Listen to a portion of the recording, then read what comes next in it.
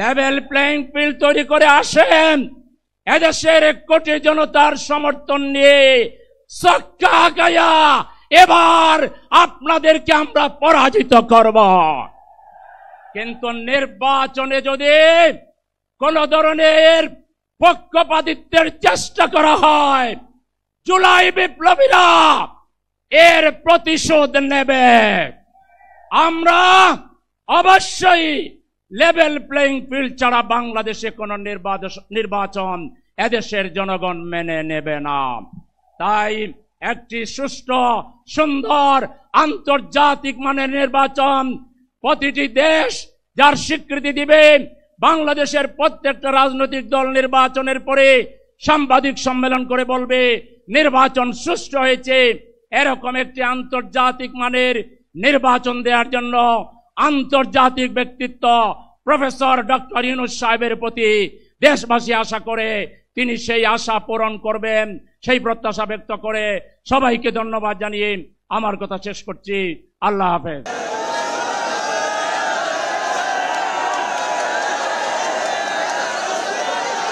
সংগ্রামী সভাপতি, বাংলাদেশ জামাত ইসলামের সংগ্রামী আমিরের জামাত, মানবতার ফেরিওয়ালা ডাক্তার শফিকুর রহমান, জাতীয় নেতৃবৃন্দ, অন্যান্য রাজনৈতিক দল এবং সম্মানিত ইসলামী দলসমূহের নেতৃবৃন্দ, সাংবাদিক বন্ধুগণ, শহীদ এবং আহত পরিবারের সম্মানিত গর্বিত সদস্যবৃন্দ, সংগ্রামী জনসমুদ্র, আসসালামু আলাইকুম ওয়া রাহমাতুল্লাহ।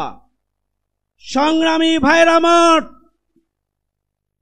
যে জুলাই গণঅভ্যুত্থানের মধ্য দিয়ে আমরা নতুন বাংলাদেশ পেয়েছি, আমরা লক্ষ্য করছি এদেশের 18 কোটি মানুষের আকাঙ্ক্ষা হচ্ছে জুলাই সনদ এবং ঘোষণাপত্র স্বাক্ষর করতে হবে।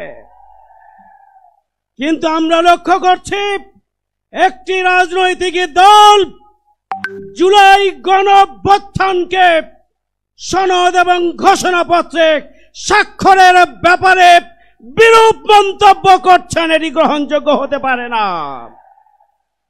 জুলাই সনদ হচ্ছে আমাদের জুলাই আগস্ট আন্দোলনের যে ত্যাগ এবং কোরবানি, যে শহীদ এবং আহত, তাদের রক্তের বিনিময়ে যে নতুন বাংলাদেশ, সেই বাংলাদেশের সাংবিধানিক এবং আইনানুগ ভিত্তি রচনার জন্য জুলাই সনদ আমাদেরকে অবশ্যই স্বাক্ষর করতে হবে। জুলাই সনদে বাংলাদেশ এই রাষ্ট্র প্রতিষ্ঠার ভিত্তি হিসাবে 47 থেকে 71 এবং পরবর্তীতে বিভিন্ন গণতান্ত্রিক আন্দোলনের ধারাবাহিকতায় জুলাই গণঅভ্যুত্থানের যে ঐতিহাসিক আন্দোলন, যে ফ্যাসিবাদী আন্দোলন, সেটাকে সাংবিধানিক এবং আইনগত ভিত্তি দিতে হবে।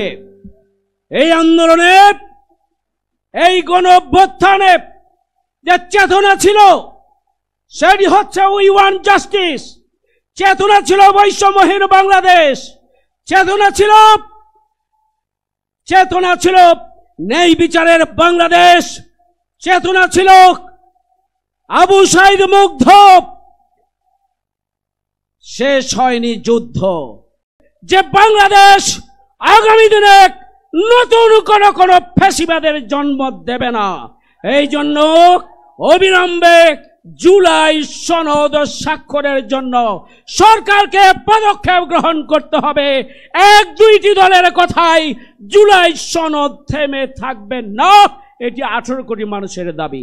সেই দাবি পূরণের জন্য আমি আহ্বান জানিয়ে আগামী দিনের আন্দোলনকে আরো বেগবান করার আহ্বান জানিয়ে আমার কথা এখানে শেষ করছি। সবাইকে ধন্যবাদ। আল্লাহ হাফেজ। বাংলাদেশ জিন্দাবাদ।